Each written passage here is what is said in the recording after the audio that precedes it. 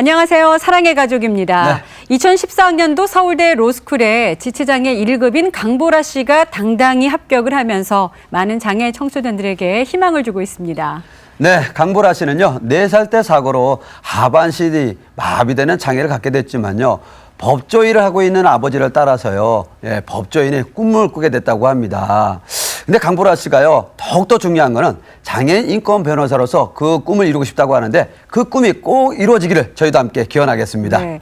이 강보라 씨의 경우도 그렇지만 이 많은 장애 청소년들은 자신의 가족, 형제, 자매를 통해서 우리 사회를 들여다보고 또 자신의 꿈을 계획하게 된다고 하죠. 그래서요, 가족 중에 장애가 있으면요, 그 가족들의 역할이 아주 중요하다고 합니다. 네.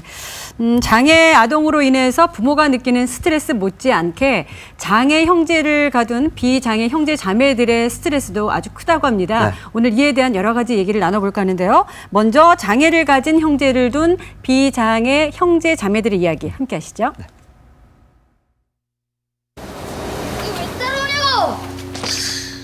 발달 장애를 가진 주인공은 어린 시절 매번 또래 친구들에게 따돌림을 당합니다.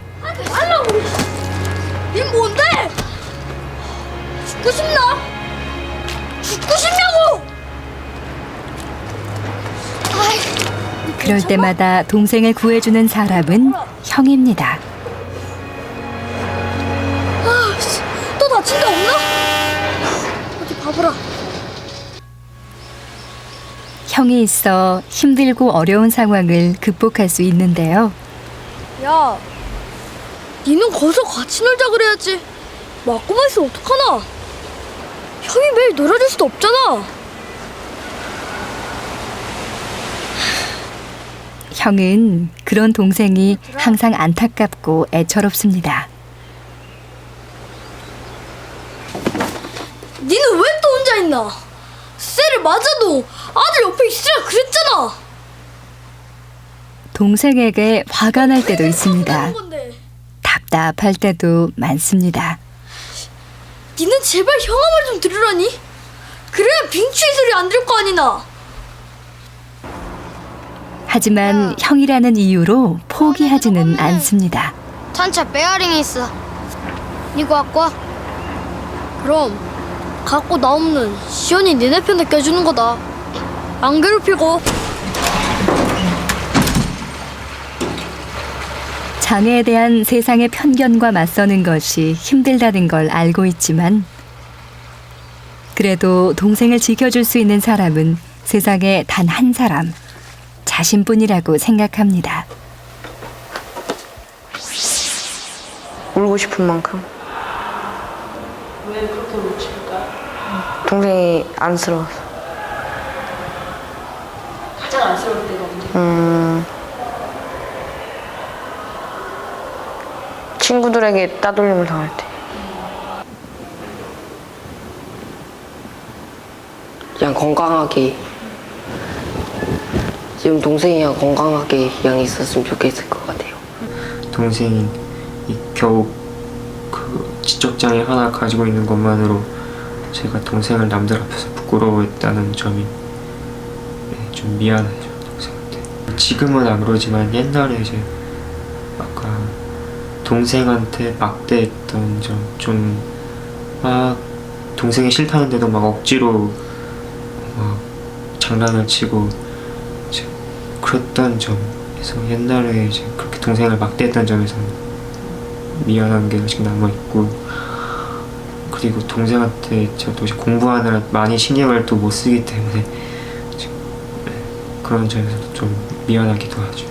우리 누나는 장애인이야 이렇게 생각한 적은 한 번도 없어요. 그러니까 앞으로도 둘째가 크면서 지금도 그런 것 같아요. 어디 가면 우리 누나는 공부도 잘하고 태권도도 잘하고 항상 그렇게 얘기를 하거든요.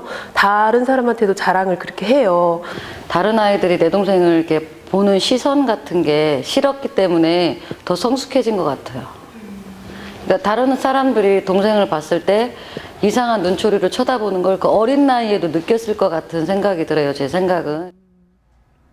네, 오늘 장애 가족에 대한 이야기를 해주실 건양대학교 초등특수교육과 전혜인 교수님 스튜디오에 나오셨습니다. 네. 안녕하세요. 안녕하세요. 네. 앞서 봤지만 동생에 대해서 어떤 미안함을 갖고 있는 경우들이 네. 참 많은데요. 사실 우리가 좀 그동안 관심 갖지 못했던 부분이 아니었을까 싶기도 합니다. 우리 교수님께서는 장애, 비장애, 형제자매 지원 프로그램을 계속 연구하고 계신데 처음에 어떻게 또 관심을 갖고 시작하게 되셨을까요? 장애아동의 형제자매들이 심리적으로 어려움을 겪는다는 거에 대한 연구들은 많이 있었어요. 네. 근데 그 아이들을 위한 프로그램을 개발하고 또 그거를 실행하는 것에 대해서는 연구가 참 부족했었죠. 근데 저 같은 경우에는 이제 개인적으로 특수교육 현장에서 오랫동안 아이들을 가르치면서 보니까는 장애아동의 교육기관에 같이 엄마 손잡고서 오게 되는 그 아이들을 볼 때 여러 가지 참 많은 고민들을 갖고 있구나라는 거를 보게 되어서 그 아이들을 위한 지원 프로그램을 개발하고 실행하는 게 필요하겠다라고 생각을 했습니다. 네, 그렇군요. 저희들이 화면에서도 봤지만요, 장애를 둔 그 형제 자매들이 갖고 있는 여러 가지 고민도 어려움이 있었는데 네. 실질적으로 심리적인 어떤 어려움은 어떤가요? 예, 이제 첫 번째는 과도한 책임감이라고 할 수 있겠는데요. 네. 그거는 이제 부모님들이 무의식 중에 이야기를 하시는 경우들도 있고 또 네. 아이들이 자발적으로라도 자기가 장애 형제를 돌봐야 된다라는 생각을 하는 경우가 굉장히 많이 있습니다. 네. 그래서 손 아래 동생을 돌보는 경우들도 있지만은 손 위인 누나나 뭐 형이나 이런 경우에도 따라다니면서 뭐 신발 신겨주고 옷 입혀주고 막 이제 이런 것들을 네. 하게 되는 경우들이 있죠. 그래서 네. 그런 책임감도 있고 또 한 가지는 장애 때문에 나가서 마음대로 놀지도 못하고 활동도 잘 못하는데 네. 자기는 밖에서 마음대로 활동하고 놀고 하는 거에 대해서 어떻게 보면 부적절하게 미안한 마음을 가질 수도 있죠. 책임감, 또 미안함, 네. 이런 걸 갖고 있다는 걸 또 새삼 느꼈는데 사실 아이들이다 보니까 물론 이제 잘 대해줘야 된다는 얘기는 듣지만 형제들도 이렇게 다툼이 있잖아요. 그걸 좀 그럼요. 다르게 표현하는, 좀 거칠게 뭐 때리거나 내지 이제 그런 식의 표현도 있을 수 있을 것 같아요. 네, 이제 특히 이런 이제 장애아동 가정에서는 많은 경우에 부모님들이 장애 아이한테 아무래도 손이 많이 가게 되니까는 더 많이 신경을 쓰게 되는데 네. 이런 거에 대해서 이제 그 비장애 형제들이 굉장히 소외감을 느끼고 사랑을 뺏겼다고 느낄 경우가 많이 있습니다. 네. 그래서 이제 그런 마음 때문에 동생을 괴롭힌다든지 뭐 때린다든지 미워하고 또 심지어는 없어져 버렸으면 좋겠다라는 생각을 할 수도 있죠. 네, 그렇군요. 근데 사실 뭐 아이들은 잘하잖아요. 근데 잘하면서 어떤 심리적인 변화도 있을 것 같은데 뭐 좋은 쪽으로 아니면 어려운 쪽으로도 바뀔 수 있을 것 같은데 실제로 현장에서는 어떤가요? 네, 죄책감이나 미안한 마음 같은 게 더 심해지는 경우도 있어요. 그래서 이제 다른 사람들이 자기에 대해서 착하다, 뭐 이렇게 이야기를 할 때에도 자기는 속으로 동생을 미워했었고 동생이 없었으면 좋겠고 뭐 이런 생각을 했던 거에 대해서 굉장히 죄책감을 느끼고 사람들이 나를 몰라서 이런다라는 생각을 할 수도 있고 네. 많이 위축되고 사회생활에서 좀 위축될 수도 있죠. 그리고 이제 또 한 가지는 장래에 대해서 부모님이 많이 연로하시거나 네. 돌아가시게 된 경우에 내가 우리 형제를 돌봐야 되지 않을까라는 거에 대한 부담감은 점점 더 커지게 되죠. 장애를 가진 가족 구성원으로 인해서 네. 조금은 다른 가족과는 다른 이제 구성원으로 인한 갈등이기도 한데 이런 문제를 해결해 주려면 어떻게 도와주는 게 좋을까요? 네, 가장 좋은 거는 같은 입장을 가진 그러한 친구들끼리 만날 수 있는 기회를 주는 게 가장 중요하다고 생각이 됩니다. 그런데 이런 친구들 같은 경우에는 학교에 같은 입장을 가진 친구들이 있어도 서로 간에 그건 굉장히 비밀이기 때문에 오픈하지 않기 때문에 서로 잘 모를 수가 있어요. 가능한 한 같은 또래끼리 모아서 여러 가지 프로그램을 제공해 준다면 그때 자기 생각도 말할 수 있고 다른 친구의 감정도 듣고 그러면서 이런 고민이 나만 하는 것이 아니구나. 다른 사람은 더 할 수도 있구나. 이러면서 자기의 생각에 대해서 괜찮다. 그럴 수 있다라는 생각을 할 수 있는 기회를 주는 게 필요하죠. 네, 그래서요, 우리 장애를 둔 장애 형제 자매들을 위한 프로그램을 저희가 한번 따라가 봤습니다. 지금부터 함께 화면 보시죠. 장애, 비장애, 형제자매 지원 프로그램은 아이들의 눈높이에 맞춰 단계별로 진행이 됩니다. 일반적으로 형제자매가 함께할 수 있는 놀이, 체험 등으로 이루어지는데요.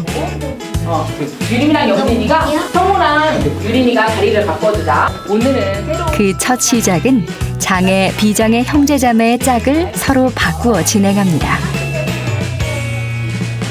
다른 아이들의 장애를 알아가고 형제자매를 더 잘 이해할 수 있도록 하는 것이 중요합니다. 그래서 옆에 있는 동생 좀 신경 썼어요? 계속 쳐다보던데? 네, 신경 썼어요. 왜? 어떤 점에 신경 쓰여서? 잘하고 있나? 동생 바꿔서 체험하니까 어떤 것 같아요? 좀 낯설은 것 같아요. 옆에 있는 여동생은 왜 걱정이 됐어요? 잘 하나 안 하나? 장애, 비장애, 형제자매 지원 프로그램에서 꼭 들어야 하는 것이 있습니다. 바로 서로의 속마음인데요. 이를 통해 같은 감정을 공유하고 상처를 치유할 수 있습니다. 연주가 화가 났을 땐 언제였어요? 오빠 괴롭힐 때. 오빠가 괴롭힐 때 연주는 화가 났대요. 알아볼까요? 잠깐 한번 해볼까? 다양한 질문을 아이들이 스스럼 없이 말할 수 있게 분위기를 만들어야 하는데요.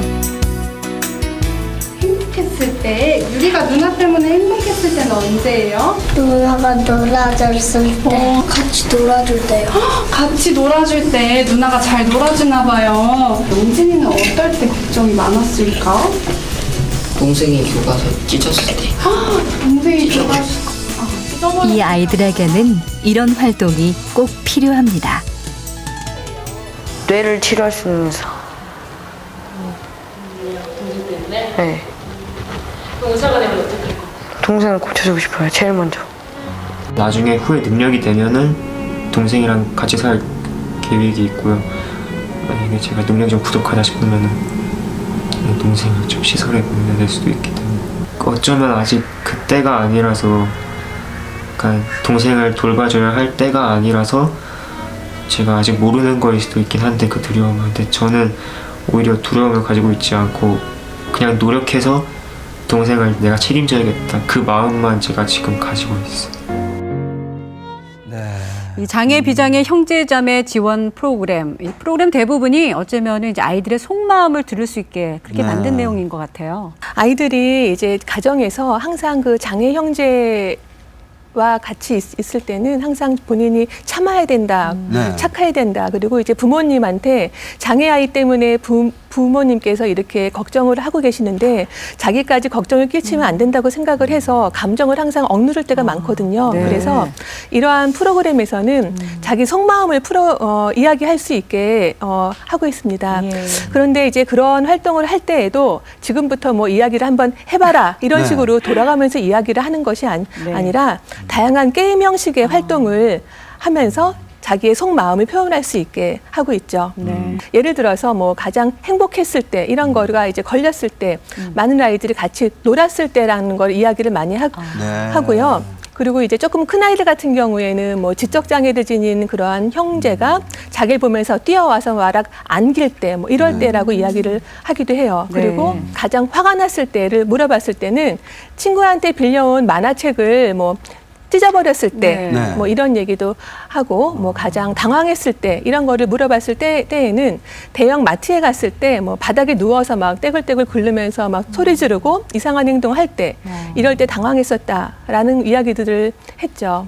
그렇군요. 그러니까 정말 일상 속에서 누구나 겪게 되는 부분인데 그걸 이제 안에 담아두고 있었다는 것이 좀 큰 스트레스가 됐을 수도 있었을 것 같은데, 자, 그렇다면 이제 장애 형제를 둔 비장애 형제 자매 부모님들도 어떤 부분에 좀 더 신경을 써주셔야 될까요? 네, 가정에서 이제 일상적으로 아이들 간의 다툼이 만약에 있다고 했을 때 무조건 장애 아이의 편을 드는 것이 아니라 어떤 경우에 이제 비장애 아이가 그동안 너무 많이 억울했었다라고 만약에 생각이 된다면은 의식적으로라도 그 아이의 더 편을 많이 들어준다든지 아니면은 또 이제 장애 아이가 정확하게 잘못했을 때는 또 이제 또 따끔하게 혼낸다든지 이런 식의 이제 공평한 그런 대우를 하는 것이 이제 어렸을 땐 더욱더 중요하다고 할 수 있겠죠. 네. 그렇다면 아이들을 어떻게 하면 잘 이해하고 또 바른 생각을 가질 수 있도록 인도할 수 있을까요?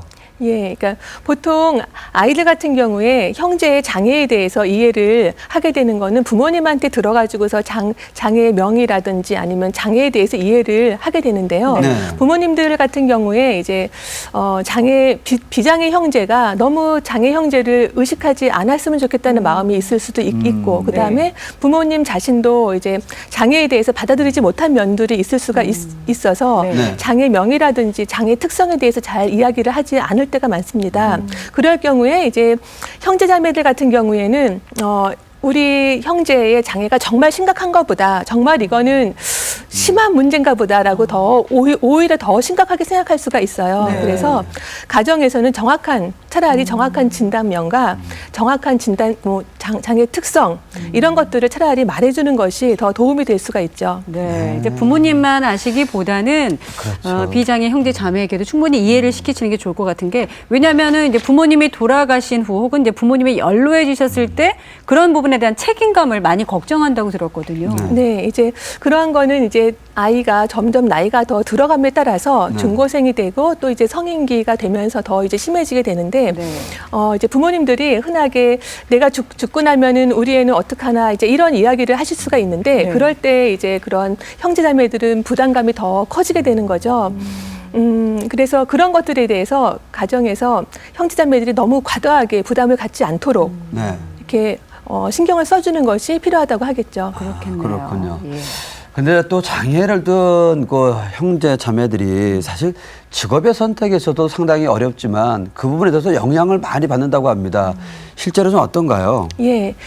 실제로 장애 아동의 형제자매들이 이제 그런 장애와 관련된 일에 종사하는 경우도 실제로 많이 있습니다. 네. 그래서 뭐 특수교사라든지 아니면 작업치료사라든지 사회복지사 이런 일들을 하는 경우가 많은데요. 그렇다고 해서 그런 쪽으로 뭐 직업이 제한된다 이런 것은 아니고요. 이제 그런 특정한 직업군에 대해서 더 정확한 정보와 관심을 많이 가져서 그쪽으로 나가게 되는 경우가 많은 거라고 볼 수가 있겠죠. 네.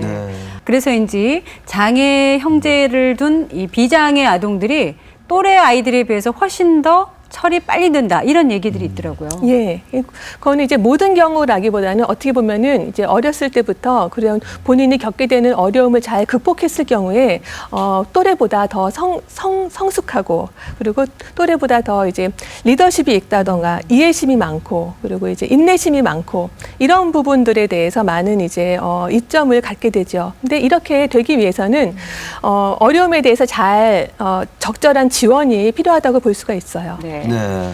전혜인 교수께서는 이제 국내에서 처음으로 이 장애 비장애 형제자매에 대한 문제 제기를 하셨고 또 이와 관련된 프로그램을 계속 진행하고 계시는데, 이 장애 비장애 형제자매 지원 프로그램의 활성화 방안 어떤 것이라고 생각하시는지요? 예, 그러니까는 어떤 예를 들어서 장애인 복지관이라든지 이런 곳에서 필요한 때 우리가 1년에 뭐 여름에 한 번, 겨울에 한 번 해야겠다 이렇게 계획을 세워서 공급자 중심으로 하는 것보다는 수요자가 언제든지 필요할 때 지금 아이가 당장 고민하고 있을 때 우리 집 근처에서 가서 도움을 받을 수 있는 그러한 장애아동 가족 지원을 위한 센터 같은 것이 상설정으로 항상 준비되어 있어서 언제든지 서비스를 받을 수 있게 된다면 그런 것이 가장 필요한 것이라고 생각이 됩니다. 네. 그렇다면 뭐 이런 프로그램을 진행하면서 사실 효과성도 많이 따질 텐데 정말 효과가 있을까요? 예, 효과가 있죠. 그래서 예를 들어서 뭐 1박 2일의 프로그램이나 뭐 2박 3일 정도의 짧은 캠프를 만약에 참석한다고 그래도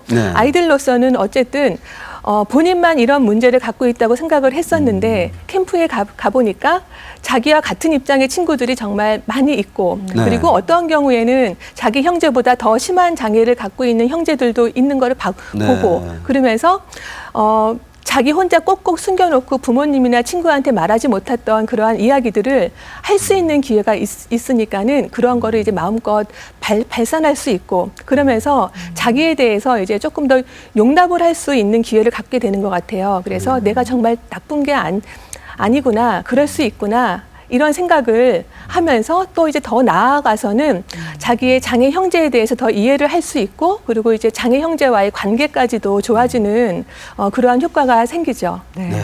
이 프로그램에 대한 지원이 정말 필요하겠네요. 그렇네요. 그동안 이 장애인 인식 개선에 대한 사회적 노력은 끊임없이 계속해 오고 있습니다만 어쩌면 이 가정 내 장애인식 개선에 대한 부분은 좀 소홀하지 않았나 그런 생각도 가져봤습니다. 함께해 주신 전혜인 교수님 오늘 도움 말씀 감사합니다. 감사합니다. 고맙습니다. 네, 제가 얼마 전에 우연히 읽은 책인데요. 내용이 좋아서 제가 여러분에게 알려드리기 위해서 적어온 게 있습니다. 그러셨어요? 네. 엄마의 속마음이 들렸다. 나는 누구보다 리자를 사랑해. 리자를 절대로 포기하지 않을 거야. 그런데 난 점점 더 불행해. 요즘은 리자에게도 화가 나. 그러는 나 자신에게도 화가 나고 리자가 저러는 건 정말 그 애가 잘못이 아니잖아. 네.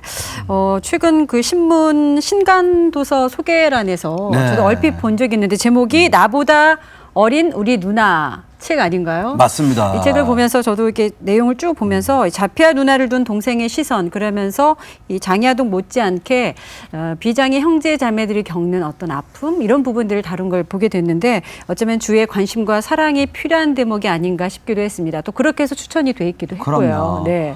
오늘 저희들이 나눈 이야기들이요. 이 책에 고스란히 담겨져 있습니다. 네. 가족 구성원이란 이유만으로 모든 것을 떠안기에는 좀 어려운 게 현실인데요. 이제는 장애인뿐만이 아니라 그 가족 구성원들도 배려하는 어떤 사회적인 관심 이런 부분이 그럼요. 필요하지 않을까 네. 싶습니다. 자, 이번에는 수화 배우기 시간인데요. 요즘 한창 많은 분들 유행어로 따라 하시더라고요. 네. 느낌 아니까 네, 함께 배워보시죠. 그죠?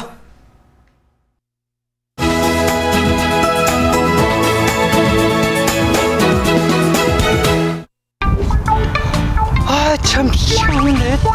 아, 이거 왜 안 오지? 아, 나연 씨 이거 정말. 아, 선생님! 나연 씨. 아, 지금은 어떻게 지금 시간 없단 말이야. 선생님, 수화 대본을 제가 봤는데요. 이거 제가 할게요. 이거 뭐야? 아니, 이게 어때서? 여기 안녕하세요라고 인사하는 수화 표현 있는데 이건 대역 쓸게요. 아니, 이게 쉬운데?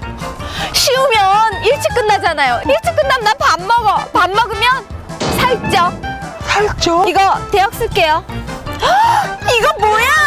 아니, 이게 어때서? 여기 사랑해라고 표현하는 수화 있는데 이건 제가 할게요. 느낌 아니까. 아니, 수상하네. 이거 어려운 건데. 진짜 사랑에 빠져도 되죠? 사랑해? 애도 숨푹숨푹 낳고. 사랑에 빠진다고? 그래서 이건 제가 할게요. 느낌 아니까. 그럼 이렇게 촬영 들어갈게요. 나 갈게요. 수고할게요. 무슨 말을 해야 될 거냐? 미치겠네. 선생님, 가을 되니까요. 외롭고 쓸쓸해요. 아유, 그럴 때는요, 옷을 쫙 입고요, 기분 전환 한번 하시는 거예요. 느낌 아니까. 가을 느낌 아니까. 난 가을 여자니까. 선생님, 이 느낌 아니까 이 표현 KBS 개그 콘서트에서 유행어잖아요. 맞아요. 이 느낌 아니까 이 표현도 수화로 가능할까요? 아, 수화로요? 이사 배워서 청각장애를 좀 편하게 썼으면 좋을 것 같아요. 한번 배워볼까요? 네. 자, 느낌은요, 검지를 펴시고요. 네. 펴서 이렇게 약간 아래로. 여기서 내리는 게 느낌, 느낌, 느낌, 느낌, 느낌. 느낌. 네, 잘하셨고요. 자, 알다인데요, 오른 쫙 펴시고요. 네. 그래서 돌리고요. 가슴 앞에 2번 움직이게 아니까, 아니까, 아니까, 아니까, 아니까. 아니까. 자, 쭉 한번 이어볼까요? 네. 느낌 아니까. 느낌 아니까. 오, 좋은데 한 번 더요. 느낌 아니까. 느낌 아니까. 느낌 아니까. 느낌 아니까. 잘하셨어요. 네. 제가 그러면 유행어처럼 한번 해볼게요. 네. 느낌 아니까. 오, 어때요? 좋아요. 아, 좋아요. 네네네. 선생님, 이렇게 느낌을 아니까 이런 표현도 많이 쓰지만요. 느낌이 좋아요 이 표현도 많이 쓰잖아요. 맞아요. 이 표현도 수화로 좀 알려주세요. 수화로요? 네, 배워볼게요. 좋다는요. 자, 오른손 주먹. 네. 됐나요? 네. 주먹을 코 대미게 좋다. 좋다. 좋다. 좋다. 좋아요. 좋아요. 좋아요. 좋아요. 자, 그러면 기분 그러니까 아주 좋을 때 한번 해보세요.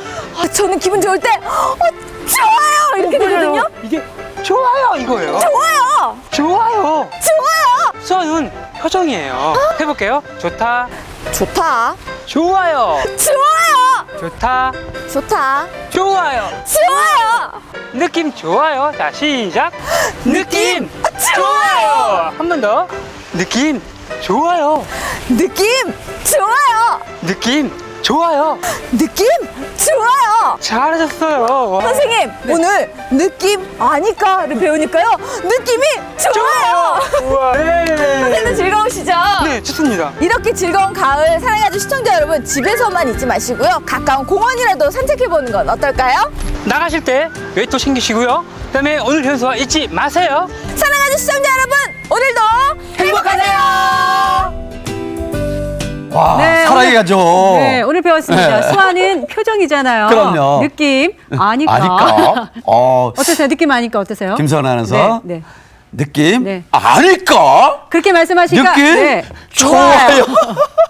네, 오늘 배우신 수화 표현 좀 네. 많이 활용해 보시면 좋겠네요. 네. 저희가 준비한 내용 여기까지입니다. 시청자 여러분, 오늘도 함께 해주셔서 고맙습니다. 감사합니다.